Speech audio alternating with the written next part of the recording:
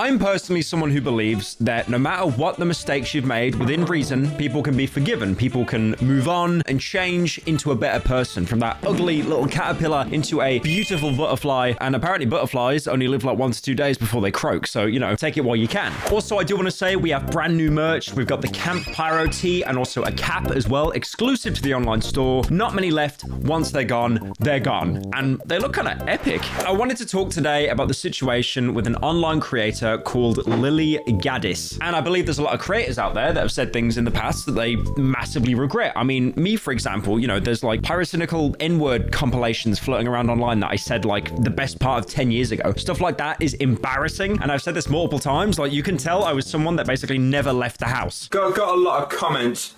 Tail looks like Hiroshima. Now, I could go on and on about everyone that has said the gamer word, because it really was a very common thing to say back then. Like, for example, you know, Filthy Frank was saying it. My dick gets bigger because I'm a crazy.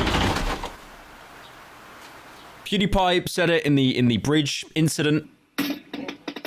What a fucking... And again, I do want to say by no means is that an excuse for me saying it. It was like a very edgy, embarrassing part of my life. But it really did reach a point where people were saying it and they didn't understand that it was a bad thing to say. Like, for example, there was a cover of the late XXXTentacion by this YouTuber. She just flat out says it during one of the lyrics, and it like, seeing a white woman say it is actually like kind of hilarious. She even put out a response saying, also, I'm sorry for saying the N-word. I really didn't want to offend anyone. I wasn't aware of the fact that it would be so offensive. I just sang the lyrics. Now, if you somehow haven't clicked off the video, you're probably sat there thinking, wow, Pyrocynical, are you really making a commentary video on someone saying the N-word? You have really ran out of content. Believe me, I would not care personally, but the fallout after what happened recently with this one creator online is hilarious. Now, I did use Lily Gaddis as an example. That was like, you know, 5 years ago, which like in TikTok terms is about 500 years ago. But there was this tweet of a woman on Twitter that went absolutely viral, talking about people being married to certain broke individuals. Gold diggers, but that's the exception. I'm the rule. Everybody I know who's married right now, they're married to broke ass. Now, I don't need to be the person to say this, but that is like the whitest way you could possibly say the N-word imaginable. What? What? And again, why am I doing a video on this? Because, you know, white woman saying the N-word, there's probably more instances of that than people that are born every single second. That's because she made an apology video. And as you know, I have covered many, many apology videos online.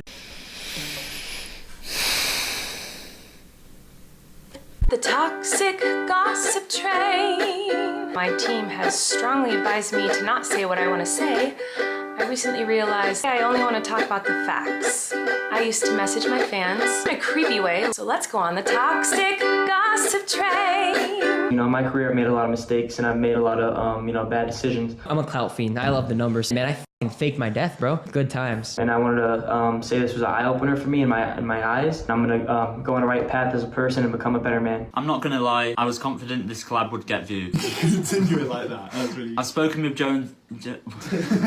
I've made a severe and continuous lapse in my judgment. I'm disappointed in myself, and I promise to be better. Cooper, I have no idea how I'm gonna record this video, dude.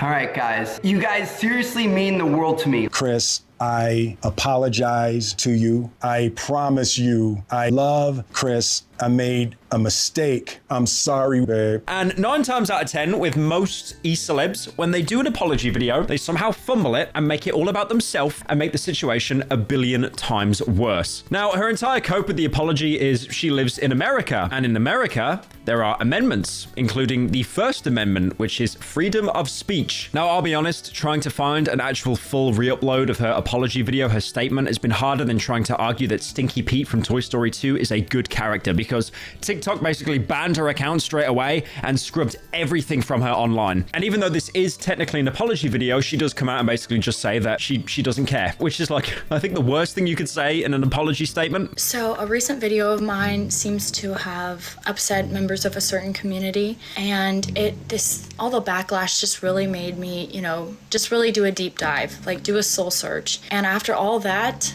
I still couldn't find a care. You're gonna call us racist? You're gonna call us potential Timothy McVeighs? You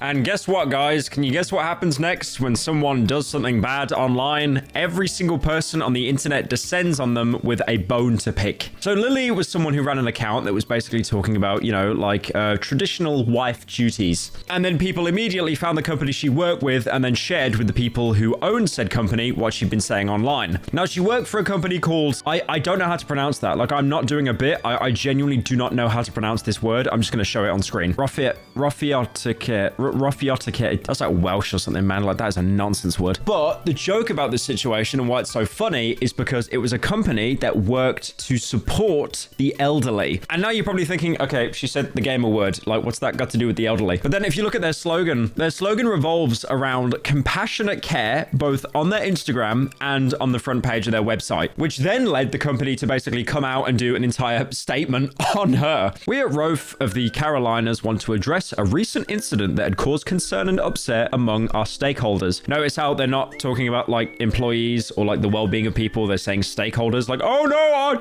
our shares, someone said the gamer word, our shares are tanking more than Dogecoin. A newly hired employee made inflammatory remarks on social media that do not align with the values and beliefs of our company. Okay, so they just said they don't support the N-word. Very brave. We want to make it clear that these sentiments are not representative of our organization. We do not condone or support such behavior. As soon as we were made aware of the situation, we took immediate action to pull the employee from her assignment, which is not directly with any client of ours. And the employee in question is no longer with our company. We are owned and operated by African-American, female, and immigrant-owned businesses. I understand that this is a big company. They've got a lot of money on the line, but this statement is kind of reading like, I'm not racist, I have black friends, and handled the situation as quickly as we could. We want to assure you that we are committed to fostering a diverse, inclusive, and respectful work environment where all individuals are valued and respected. We understand the importance of upholding our principles of equality and understanding, and will continue to strive to create a culture of respect within our organization. We appreciate the support and trust of our community, and we are dedicated to earning back any confidence that may have been shaken by this unfortunate incident. Thank you for understanding and continued partnership. Now, again, this is kind of like a micro drama. There isn't really any more statements put out. She's been let go of her job. So what do I think about this entire situation? It's kind of cringe. It's kind of funny, but also kind of cringe. Also, I found this comment on the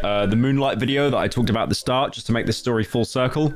I'm not gonna read it. I'm just gonna leave it there on screen because that is funny.